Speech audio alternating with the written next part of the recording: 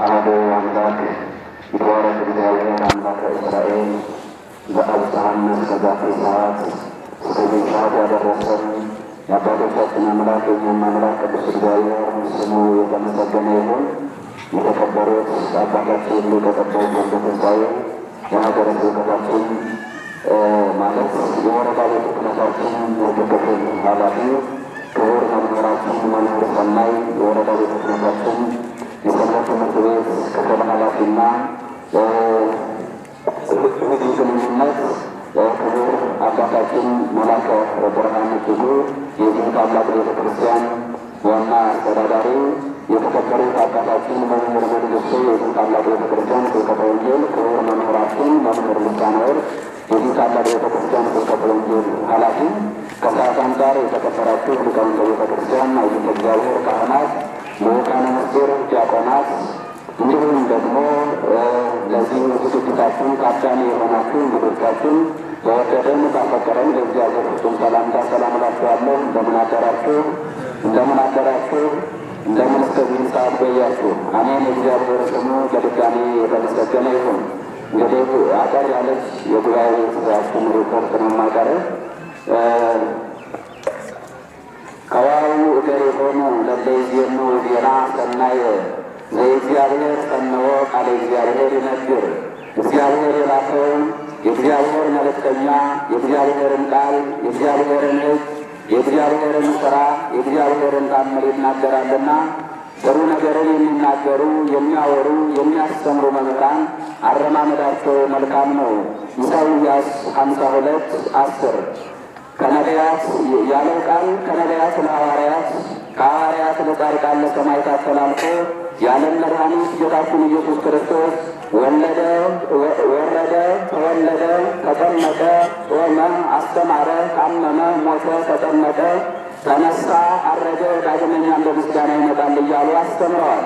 ዛሬም ቢሆን ማኅፀነ ለምለሟ የኢትዮጵያ ኦርቶዶክስ ተዋሕዶ ቤተ ክርስቲያን በብዙ ክብረ መከራ ውስጥ ያለች ቢሆንም መከራውን በመቋቋምና በመታገስ እንደ ከዋክብትና እንደ ባሕር አሸዋ የበዙ ሊቃውንትን እየፈለፈለች ዶግማዋን፣ ሥርዓቷን፣ ቀኖናዋን፣ ትውፊቷን፣ አረዳዷንና የመሳሰሉትን ሁሉ እያስቀጠለች ትገኛለች። እኒህን የምታስቀጥልባቸው ምንጮቹን ቅኔ ቤት፣ ትርጓሜ ቤት፣ አቡሻህር ማለትም የቁጥር ትምህርት፣ ድጓ፣ አቁቋምና ዝማሬ መዋሥዕት፣ ቅዳሴ ተጠቃሾች ናቸው። ይህም ብቻ አይደለም። ዛሬ ዓለም የሚጠበብበትን ወይም የሚራቀቅበትን ስነ ፈለክን፣ ስነ ሕንፃን፣ ሕክምናን፣ ዕደ ጥበብን፣ የመልክዓ ምድር አቀማመጥን፣ የተፈጥሮ ምስጢርን በአጠቃላይና የትውልድ አስተዳደግን፣ የአስተምህሮ ጥበብን፣ የአመራር ዘዴን አካታ የምትገኝ ማኅፀነ ለምለም ናት። የኢትዮጵያ ኦርቶዶክስ ተዋሕዶ ቤተ ክርስቲያን የብዙ ቋንቋዎች ባለቤት ስትሆን የግዕዝ ቋንቋ ግን ከሁሉም ዓለማት ልዩ ያደርጋታል። የግዕዝ ቋንቋ መቼ ተጀመረ? ማንስ ጀመረው? ከየትስ ተጀመረ? የሚሉ ጥያቄዎች ሁለት ሶስት አይነት ታቦታ ያላቸው ቢሆንም የግዕዝ ቋንቋ ጥንታዊነቱ መቼም ሊሆን ሊካድና ሊያወዛግብ የማይችል ሀቅ ነው። የግዕዝ ቋንቋ ከመግባቢያነቱ አልፎ ፊደላቱ በምስጢር የተደበቁ የተሰወሩ በመሆናቸው ከሌሎቹ መግባቢያ ቋንቋዎች ጋር ሲነጻጸር የሰማይና የምድር ያህል ርቀት ይታይበታል። ቅዱሳንና ሊቃውንት እንደ አሸን የሰሉባት ሀገራችን ኢትዮጵያ ቅድመ ልደተ ክርስቶስ በሕገ ልቡናና በሕገ ኦሪት ባላም በሕገ ወንጌል አምና የምትኖር ጥንታዊት ሀገር ናት። የንጉሠ ነገሥትነትን ማዕረግ ለልጆቿ ባወረድ የምታስቀጥል የዚህን ማዕረግ የዘመን ርዝማኔ ሊያሳጥሩ የሚቀዳደሙትን ረፉ የምትል ልዩ የታሪክ ባለቤት ሀገር ናት። ቀደም ሲል የነበረው አሁንም ያለው የሕዝቧ ስልጣኔ ጀግንነቱ፣ እምነቱና ባህሉ ሊታወቅ የቻለው በግዕዝ ቋንቋ ተጽፈው በሚገኙ ሀገር አቀፍ ቅርሶች ነው። ለሰው ልጆች መጽሐፋዊ ሕግ ያቆምላቸው ዘንድ ስላሰበ ሄኖክን በራእይ እንደ ሙሴ ስቦ በባለሟልነት አቅርቦ ረቂቁን ሕግና ትእዛዝ አጉልተው የሚያሳዩ የዓይነ ልቡና መነጽሮች ፊደላትን ማለትም 22ቱን አሌፋት በ22ቱ ስነ ፍጥረት አምሳል በጠፍጠፈ ሰማይ እንዳሳየውና እንዳስገነዝበው አምና ተቀብላ እኒህም ፊደላት ለዓለም በማዳረስ ጥንታዊት ሀገራችን ኢትዮጵያ የፊደል ባለቤትነቷን ለሌሎቹ ዓለማት እንዲረዱ አድርጋለች። ሀገራችን ኢትዮጵያ የግዕዝ ቋንቋ ባለቤት ናት ስንል ዝም ብለን አይደለም። በድንጋይ ላይ፣ በሐውልቶች ላይ፣ በሸክላ ላይ በሳንቲሞች ላይ በግዕዝ ቋንቋ ተጽፈውና ተስለው ከትውልድ ወደ ትውልድ እየተላለፉ በመጡት የትውፊትና የጽሑፍ ቅርሶቿ ነው። ዛሬም ቢሆን በጥንታዊቱ ሀገራችን ኢትዮጵያ ውስጥ በግዕዝ ቋንቋ በብራና ተጽፈው በብራና በጽሑፍ የተጻፉ የተተረጎሙና ያልተተረጎሙ ብዙ የሃይማኖት፣ የሥነ ምግባር፣ የሕግና የመሳሰሉት መጻሕፍት ተጽፈውና ተሰንደው ይገኛሉ። የግዕዝ ቋንቋ ዓለም አቀፍ ቋንቋ ሆኖ መንግስት ይተዳደርበት እንደነበረና የአፍ መፍቻ ቋንቋ እንደነበረ የታሪክ መጻሕፍቶቻችን ያስረዱናል። በተለይ እስከ 12ኛው ምዕተ ዓመት ድረስ የጎላ እውቅና እንደነበረው መጻሕፍት ምስክሮች ናቸው።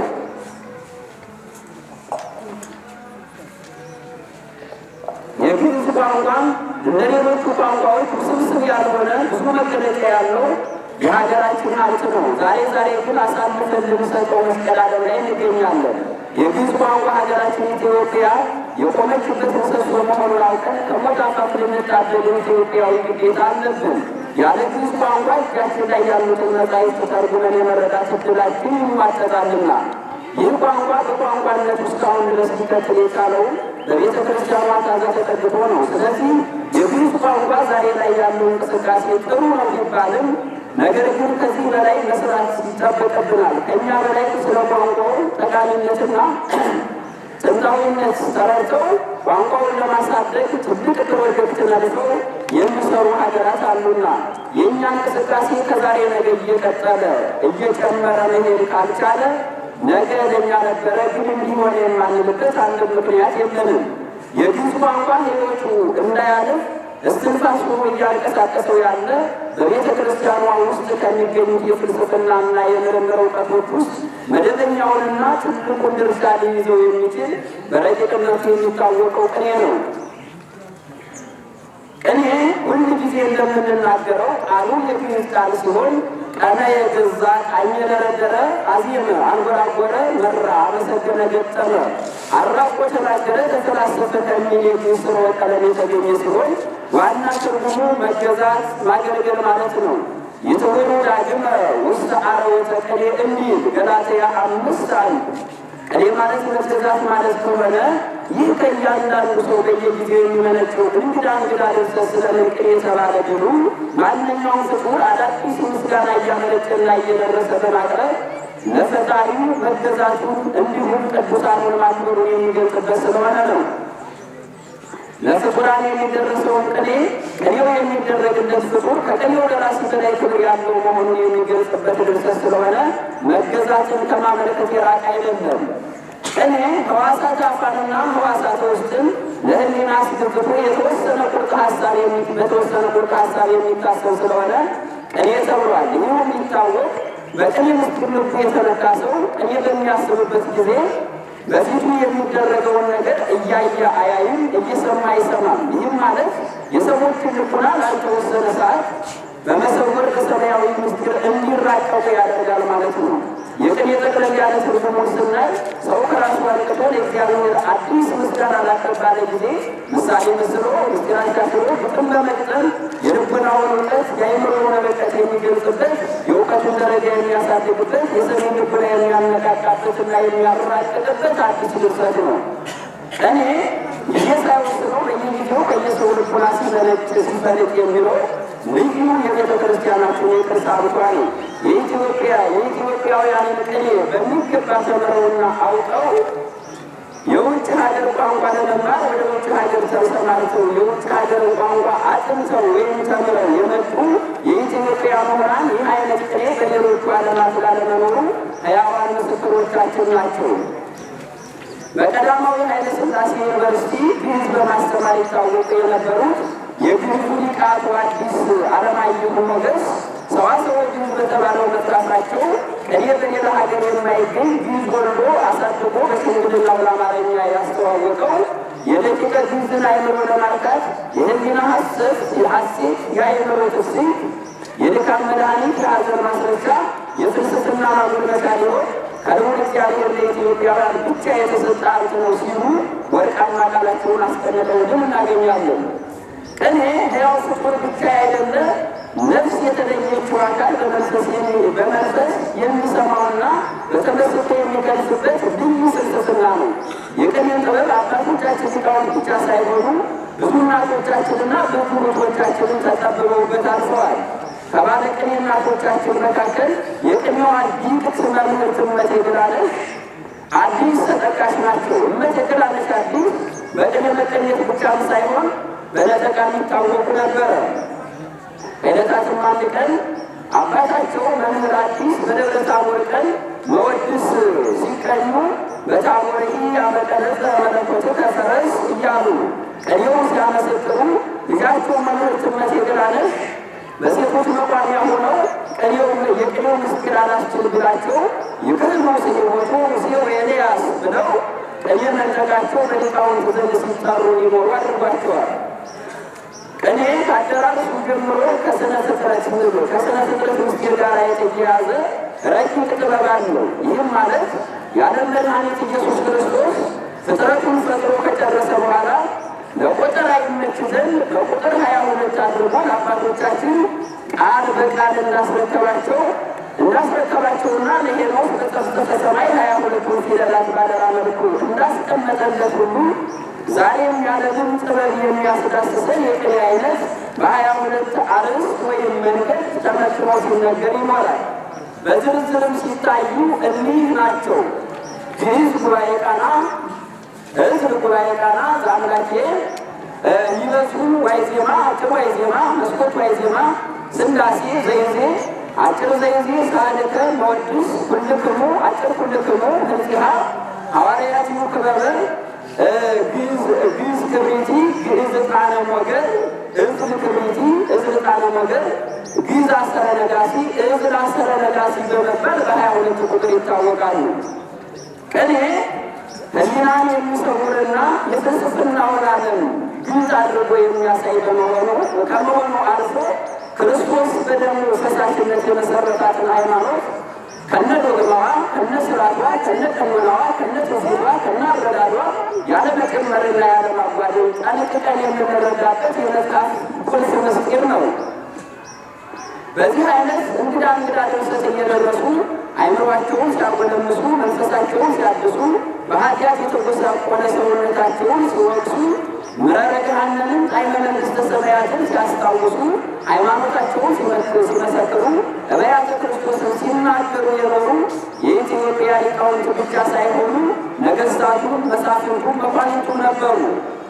ይልቁንም በቅኔ ድልድይነት ካለማወቅ ወደ ማወቅ ተሸጋግረው የመጻሕፍትን ጥልቀት ምስጢራቸውን በቅኔ ማይክሮስኮፕነት አጉልተው ተመልክተው ብሉያትን ከሐዲሳት፣ ሐዲሳትን ከሊቃውንት ከመነኮሳት በማስማማት እያብራሩ ተርጉመው ጉባኤ ሰርተው ሲያስተምሩ የኖሩ የቅኔ ሊቃውንት አያሌ ነበሩ።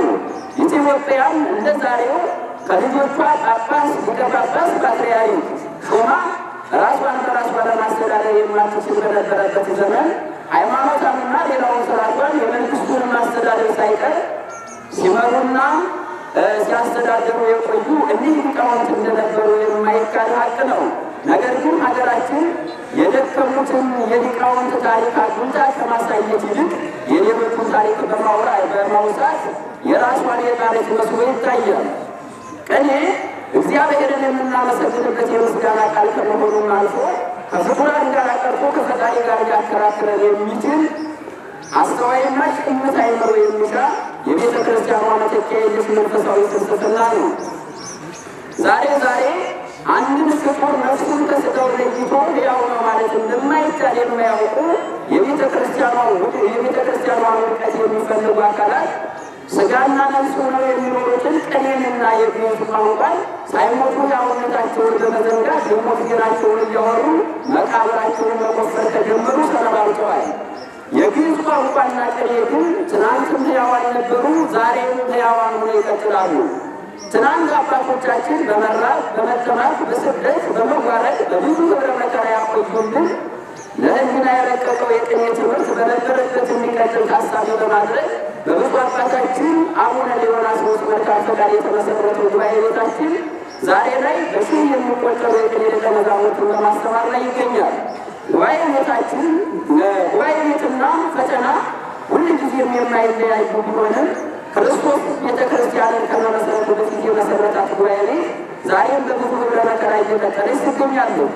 ዛሬ ለብዙዎች ጉባኤ ቤት የደካሞችና የሥራ አጦች መሰብሰቢያ መስላ እንድትታይ ሆኗል። ይህም ሊሆን የቻለው ለጉባኤ ቤት ክብር ካለመስጠትና ከግንዛቤ እጥረት የተነሳ ይመስላል። ነገር ግን ጉባኤ ቤት ከሌለች ሊቃውንት፣ መምህራን፣ ካህናት፣ ዲያቆናት የሉም።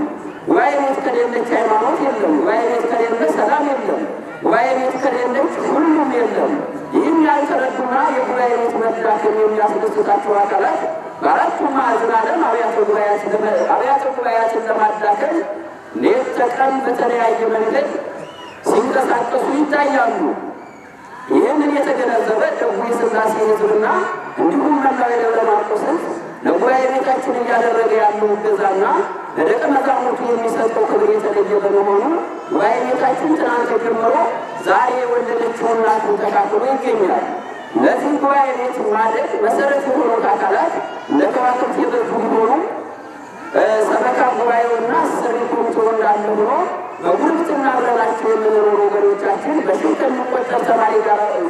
የሚቆጠር ተማሪ አብሯቸው ሲሆን ሲያደርግ በመብራት በውሃ ለተማሪ የሚያስፈልገውን የጎጆ መሳሪያ ማቴሪያል በማዋስ የሚያደርጉትን ትብብር ምድራዊ ሳይሆን ሰማያዊ ነውና የጉባኤ ቤት አምላክ ዋጋውን ይክፈልልን ማለት እንወዳለን። ለጉባኤ ቤታችን በመብራት በውሃ ማስተያየት የሚያስፈልገውን ሁሉ ልዩ ገዛ ያደረጉልን ወገኖቻችንን በሚቀጥለው መርሃግብራችን ጊዜ በሰርተፍኬት ማለትም በምስክር ወረቀት የምንገልጽላችሁ ይሆናል። ከሰበካ ጉባኤያችን ጀምሮ ነገ ከነገ ወዲያ የደብረ ማርቆስ ሕዝብ ለጉባኤ ቤታችን የሚያስፈልገውን ነገር ሁሉ እንደሚያደርግልን አንጠራጠርም። እኒህ የቅኔ ደቀ መዛሙርት የሕዝብ ልጆች ናቸውና ይህ ጉባኤ ቤት ከሌሎቹ አብያተ ጉባኤያት የሚለይበት ብዙ ሕግጋት አሉት። ማለትም በጉባኤ ቤታችን ውስጥ ብዙ የቅኔ ዘራፊዎችና ብዙ አስነጋሪዎች እንዲሁም በብዙ የሚቆጠሩ አስቀጣዮች ያሉበት ጉባኤ ቤት መሆኑ ይታወቃል። ይህም ብቻ አይደለም። በጉባኤ ቤታችን ውስጥ ትርጓሜ መጻሕፍትን የተማሩ አቋቋም ያወቁ በዘመናዊም በዲግሪ በማስተርስ የተመረቁ ታላላቅ ሊቃውንት የሚገኙበት ብቻም ሳይሆን እንደ አጠቃላይ ጉባኤ ቤቱ የነገረ ሃይማኖት ትምህርት የሚሰጥበት ጭምር ነው። በመሆኑ ማንኛውም ተማሪ ወደ ጉባኤ ቤታችን መጥቶ ያለ መምህሩ እና ያለ ሊቀ ጉባኤው ፈቃድ ወደ ጉባኤው መግባት የማይችል ሲሆን ከመምህሩና ከሊቀ ጉባኤው ፈቃድ ወደ ጉባኤው ከገባ በኋላ ለጉባኤ ቤታችን አለቃዎች መማርና ለመማሩ ክትትል ተደርጎ የጉባኤ ቤቱ ሕግና ደንብ አክብሮ መማር ካልቻለ የቀኖና ጊዜ ተሰጥቶ ይመከራል። መመለስና ማስተካከል ካልቻለ በጉባኤ ቤቱ ሕግ ከጉባኤ ቤቱ ይወገዳል ወይም ይሰናበታል። በዚህ መሰረት ቤተ ክርስቲያን የመማር ማስተማር ጥበብ ለዓለም ያበረከተች ለመሆኑ ምስክር ነው። ተራቀቅን የሚለው ዓለም 40 እና 50 ተማሪ በአንድ ክላስ አሊያም በአንድ ክፍል ቁጭ አድርጎ ለማስተማር በሚቸገርበት ሰዓት ክርስቶስ የ5 ገበያ ያህል ሕዝብ አሊያም 5000 ሕዝብ ቁጭ አድርጎ ያስተማረባት ጉባኤ ቤት ዛሬም በሺህ የሚቆጠሩ ደቀ መዛሙርት ተከባብረውና ተዋደው አንዱ አንዱን ሳይገፋው እየተማሩባት ይገኛሉ። የቤተ ክርስቲያኗ የአስተምሮ ጥበብ በመንፈስ ቅዱስ የሚመራ እንጂ በአንድ አካል የሚመራ አይደለም። የጉባኤ ቤቱ የወደፊት እቅድ አንደኛ የመማር ማስተማር መንገዶችን በመለስ ከዚህ በላይ ተተኪ ትውልድን ማፍራት፣ ሁለተኛ ጉባኤ ቤቱ